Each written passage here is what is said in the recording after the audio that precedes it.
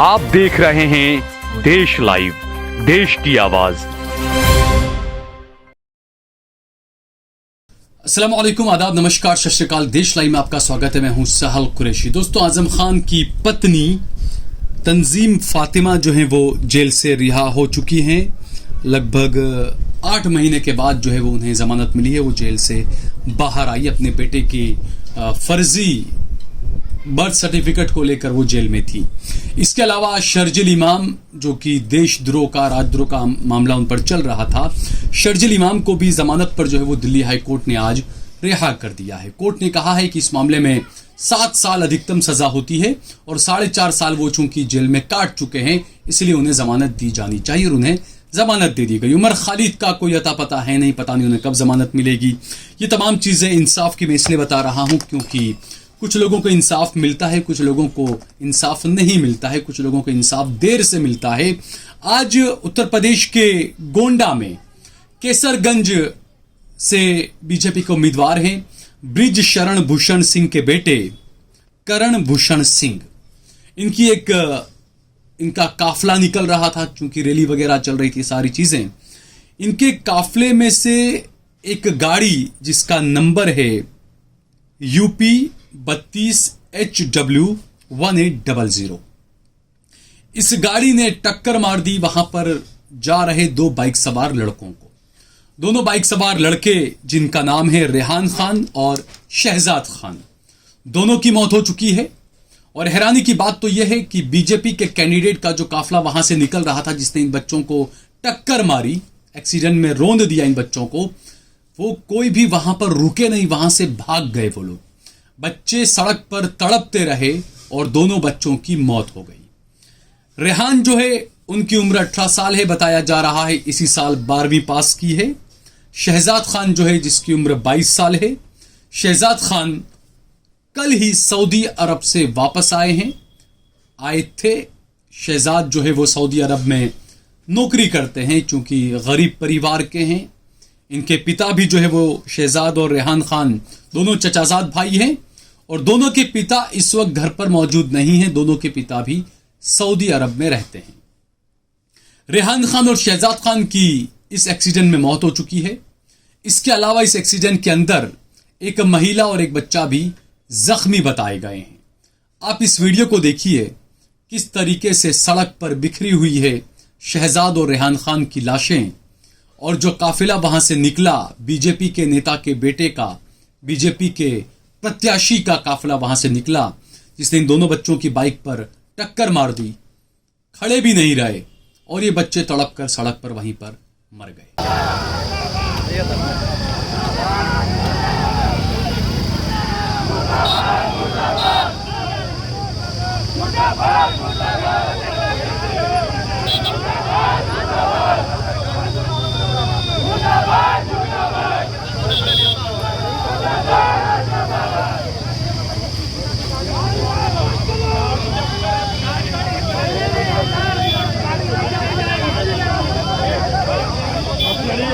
हालांकि पुलिस का कहना है, एसपी साहब ने जो अपना इंटरव्यू दिया या जो बाइट दी मीडिया के सामने, उसमें कहा कि इन दोनों बच्चों को हॉस्पिटल ले गए, वहां पर उनकी मौत हुई। लेकिन जो आसपास के गांव के जो लोग हैं, जो आंखों देखा हाल जिन्होंने बताया, मुझे किसी का फोन आया, रेहान और शहजाद का कोई रिश्तेदार अपने आप को बता रहे थे, उन्होंने कहा कि सड़क पर ही तड़प कर इन दोनों की मौत हो गई। लेकिन पुलिस जो है वो झूठ बोल रही है कि इनकी मौत जो है वो अस्पताल में ले जाकर हुई है। गांव वाले ये आरोप भी लगा रहे हैं कि पुलिस जो है वो उनकी सुन नहीं रही है। पुलिस अपने मन के मुताबिक सारी चीजें लिख रही है, जो भी चीजें हो रही है। ये सवाल उठना लाजमी है। पुलिस जो है वो फॉर्च्यूनर को वहां से ले गई है, कार वहां से ले गई है पुलिस। किस बात का खतरा होगा? पुलिस को पंचनामा होने देते आराम से, उसके बाद ले जाते आप।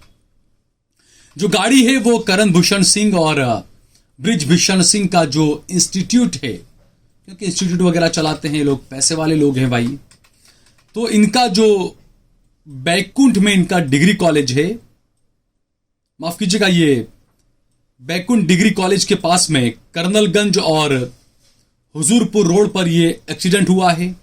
और जो गाड़ी है वो नंदिनी एजुकेशन इंस्टीट्यूट के नाम पर रजिस्टर्ड है। इस गाड़ी का, इस फॉर्च्यूनर का जो PUC होता है, pollution under control pollution certificate जो होता है, वो 2021 में एक्सपायर हो चुका है। लेकिन चूंकि दबदबा बना हुआ है साहब का, साहब मीडिया के सामने आके बोलते हैं दबदबा बना हुआ है हमारा, हमें टिकट भी मिलेगा, हम जीतेंगे भी, हमारा कोई कुछ नहीं कर सकता। तो दबदबा बना हुआ है साहब का, इंसाफ इन बच्चों को मिलेगा या नहीं, नहीं पता। कुछ लोगों ने ये कहा, पुलिस ने भी ये कहा कि सिर्फ ड्राइवर अकेला ये गाड़ी चला रहा था। लेकिन मुझे जिन्होंने रेहान खान और शहजाद खान के जो रिश्तेदार ने, जिसने मुझे कॉल किया, फोन किया, उन्होंने मुझे बताया कि गाड़ी के अंदर 4 से 5 लोग सवार थे। एक्सीडेंट के बाद में वो लोग गाड़ी से उतरे और वो लोग जाकर दूसरी गाड़ी में बैठ गए और रवाना हो गए। और ये जो बच्चे वहां पर तड़प रहे थे, उनको वहीं पर तड़पता हुआ छोड़ दिया गया। और दोनों की, रेहान की और शहजाद खान की, 18 साल और 22 साल का लड़का, दोनों की इसमें मौत हो गई। खास बात यह है कि रेहान जो है अपने परिवार में एक ही लड़का था, उसके माता पिता को दूसरा और कोई बेटा नहीं है और कोई बच्चा नहीं है।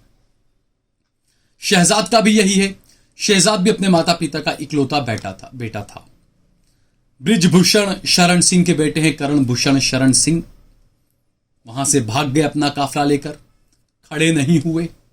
नंदिनी एजुकेशन इंस्टीट्यूट के नाम पर गाड़ी दर्ज है। लोग तरह तरह के सवाल कर रहे हैं, लोग पूछ रहे हैं कि क्या अब नंदिनी इंस्टीट्यूट पर बुलडोजर जाकर घूमेगा, क्या बुलडोजर वहां पर पहुंचेगा, या साहिब का दबदबा कायम है। गरीबों की जान जाती है, अमीरों के साथ में क्या होता है। कई लोग ये सवाल भी पूछ रहे हैं कि क्या ब्रिजभूषण शरण सिंह का जो बेटा है करण भूषण शरण सिंह, उससे जज साहब कितने पेज का, कितने पन्नों का ऐसे लिखवाएंगे। हमने देखा था पिछले दिनों पुणे में एक बड़ा बिजनेसमैन का कोई बेटा था, उसने कुछ गरीब लोगों को अपनी कार से उड़ा दिया शराब के नशे में। जज ने उसे सजा क्या दी कि आप 2 पेज का एक ऐसे लिख कर दीजिए, और उसके बाद उसको जाने दिया। तो लोग यहां पर पूछ रहे हैं क्या ब्रिजभूषण शरण सिंह के बेटे से भी जज साहब सिर्फ एक ऐसे लिखवा लेंगे, कितने पन्नों का ऐसे लिखवाएंगे। हर पॉलिटिकल पार्टी भी इसको लेकर सवाल उठा रही है, सवाल उठ रहे हैं उत्तर प्रदेश की पुलिस पर भी लोगों का, और खासकर जो पीड़ित परिवार है रेहान और शहजाद, उसके परिवार का आरोप है कि पुलिस उनके साथ में ज्यादती कर रही है, पुलिस उनकी एक नहीं सुन रही है।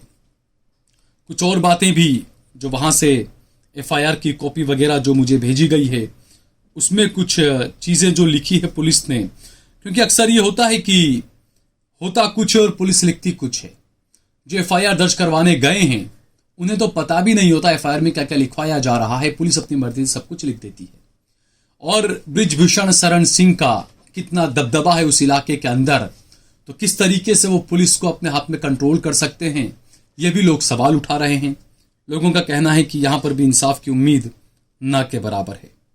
अब सवाल उठना लाजमी है, क्या इस परिवार को इंसाफ मिलेगा, कैसे मिलेगा, कितना मिलेगा, क्योंकि अब तो इंसाफ भी बिकने लगा है।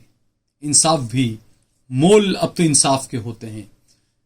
अहमदाबाद के अंदर भी कई जगहों पर मैंने देखा, पुलिस के साथ में अगर कुछ होता है या किसी नेता के साथ में कुछ होता है तो कुछ दलाल नुमा लोग पहुंच जाते हैं कि भैया आप FIR मत करवाइए, या फिर उस FIR को इतना हल्का कर दिया जाता है कि जो आरोपी होता है वो आराम से बच निकलता है। जैसे शुरुआत में ही पुलिस ने यह कर दिया कि गाड़ी के अंदर कोई नहीं बैठा था, गाड़ी को सिर्फ ड्राइवर चला रहा था। ड्राइवर की तनख्वाह 8-10 हजार 12 हजार रुपया होगी। उसके घर पर ब्रिजभूषण शरण सिंह 5 लाख रुपया भेज सकते हैं और कहेंगे कोई बात नहीं, आपका बेटा 2 साल जेल में रहेगा, फिर जमानत पर बाहर आ जाएगा। इंसाफ बिकता है। सवाल उठना लाजमी है। योगी बाबा जो बड़ी बड़ी बातें करते हैं, मरने वाले बच्चे मुसलमान हैं और मारने वाली जो गाड़ी है वो ब्रिजभूषण शरण सिंह की इंस्टीट्यूट की रजिस्टर्ड गाड़ी है, यानी ब्रिजभूषण सिंह खुद इसके मालिक, एक तरह से ये कह सकते हैं आप। अमूमन ये होता है कि जो गाड़ी के मालिक होते हैं उनके खिलाफ कार्रवाई होती है, तो यहां पर कार्रवाई क्या ब्रिजभूषण शरण सिंह के खिलाफ या उनके बेटे के खिलाफ होगी या नहीं? या नंदिनी इंस्टीट्यूट के बाहर क्या बुलडोजर पहुंचेंगे योगी बाबा के? ये सवाल उठना लाजमी है। लेकिन इस देश के अंदर मुसलमानों की जानें बहुत सस्ती है। अगर आपको ये वीडियो पसंद आया हो तो इस पर कमेंट करें, इसे लाइक करें, इसे ज्यादा से ज्यादा शेयर करें। अगर आपने हमारा चैनल देश लाइव सब्सक्राइब न किया हो तो हमारे चैनल को जरूर सब्सक्राइब करें। हम बार बार आपसे अपील करते हैं कि ज्वाइन बटन दबाकर ज्यादा से ज्यादा हमारा सहयोग करें। इस महीने हमारा जो टारगेट है वो पूरा नहीं हो पाया है। हमने सोचा था कि इस महीने कम से कम 50 लोगों को ज्वाइन बटन दबाकर यूट्यूब पर हमारे साथ में जोड़ेंगे, लेकिन अभी तक हमारा टारगेट पूरा नहीं हो पाया है। ज्यादा से ज्यादा ज्वाइन बटन दबाकर हमारा सहयोग करें और हमारे साथ में जुड़ें। जय भारत, जय हिंद।